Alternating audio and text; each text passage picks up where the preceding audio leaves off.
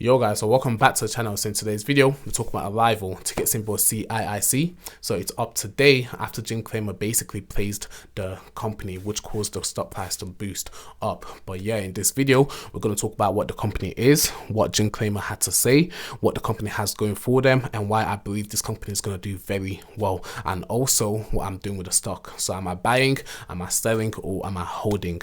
But yeah, before we get into the video, please help us reach 1,000 subs by the end of the year by subscribing down below, and don't forget to give this video a thumbs up. But yeah, let's just get into the video.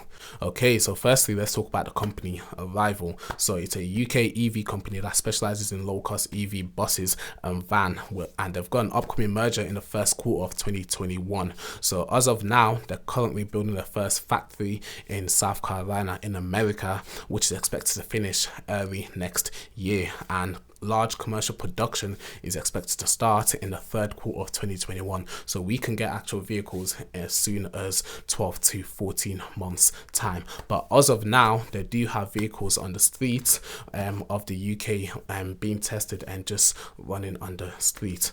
Okay, so speaking to CNBC, Jim Cramer praised the company and commented on their production using their micro factories. So unlike traditional productions, which takes up to 36 months to build, a micro factory can start production as soon as 6 months. And this flexibility drives down the cost and also allows for large scale production based on local demand. So this means they can basically be set up anywhere around the world, and these microfactories for Arrival has a capacity of 10,000 vans production or 1,000 buses. And not only does this lower the cost, but it also makes it easier for expansion into any countries. Jim Cramer also commented how this company will be able to compete well against diesel and petrol powered vehicles, and this would definitely be the case, because if you think back to a few weeks ago, news came out whereby the UK plans to stop all new sales of petrol and diesel powered vehicles. So this company has an open market, a perfect opportunity to capture a large percent of the market, and I believe it will compete very well against petrol and diesel powered vehicles, because as you know, EV is the future. By 2030, I believe EV will be the standard vehicle on the streets. But now let's talk about what the company actually has going for them. So first of all, I think I mentioned that there are a low-cost EV vehicle, and this is capable because Arrival uses aluminium chassis and composite, which lowers the weight of the vehicle, and this lowers the need for a larger battery, and in turn this reduces the cost of production and reduces the cost of the vehicle. So this makes it even better to compete with petrol and diesel powered vehicle, because not everyone can afford that $50,000 price target put on these EV vehicle. So Arrival being able to produce low-cost EV vehicle leaves them a much larger market for the average person to be able to buy the vehicle, and not just large companies or large institutions. And also we talk about the micro factories, which also lowers the cost of production. So this company is going to be able to compete on a wide scale with petrol and diesel powered vehicle, and also other EV vehicles such as Workhorse or even Hyliion. So this company has the perfect floor plan with their production technique and also the actual production of the vehicle.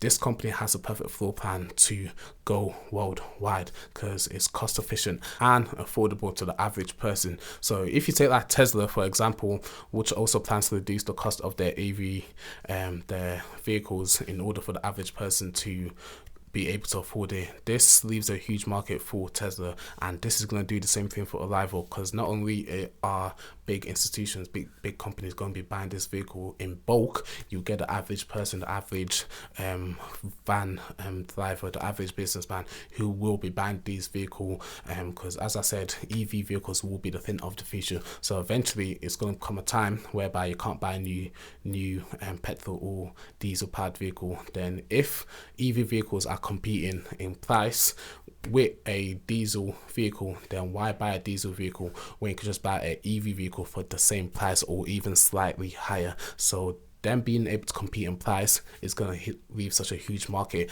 that they'll be able to capture. And that's one thing I love about this company: their floor plan and their design, the micro factories and the actual production of the vehicle. It just makes me very bullish about this company, and it makes me very optimistic that they've got so much potential to keep growing. Then another thing that this company has going for them is the 10,000 vehicle orders from UPS, which has the capability to double to 20,000 vehicle orders. So this 10,000 vehicle orders worth up to $400 million. So imagine if this doubles, that's $800 million. Then if you include the cost of servicing and repairs, this is a potential $1 billion deals. So even though this company has yet to start commercial production, they've also brought in $1 billion in orders, standing orders for the future. So this is a company that plans to start making profit as soon as 2023, and I feel like this is very, very capable, not only because of their products, but also because of the way they're able to market themselves. And the UPS being investing in this company and buying such a large proportion of their vehicle just gives me greater faith in this company. So the next thing is why I believe this company will do well. So first of all, they're able to compete in price and affordability, and also the ease of production will allow for easy expansion. So their micro factories being able to go into basically any city around the world will mean that this company can produce in large scales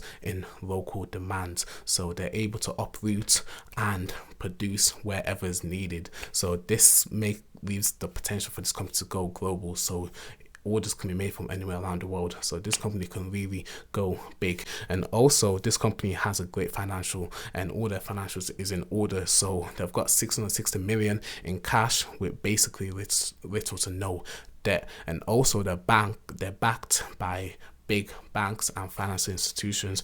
And when you compare this to companies such as Workhorse, which has poor financials, this company is just, it's a no-brainer in terms of to invest or not, because long term I see this company doing very well. The only thing that's off-putting is the fact that it is a SPAC stock, and they tend to be very volatile, especially leading up to mergers. So you can see this company being very volatile in the months to come as we lead up to the first quarter of 2021 when the merger is expected to go through. But yeah, so now I'm just going to talk about what I'm going to do with the stock. So far I've got 93 shares which I've been buying over the past few days. So if you watched our first Arrival video, or even our last video when I compared Workhorse to Arrival, I did say to buy the stock anywhere below $22. So if you'd bought it then, you'd be up nicely right now. And my $22 price target in terms of buying still stands. So I won't be selling any shares.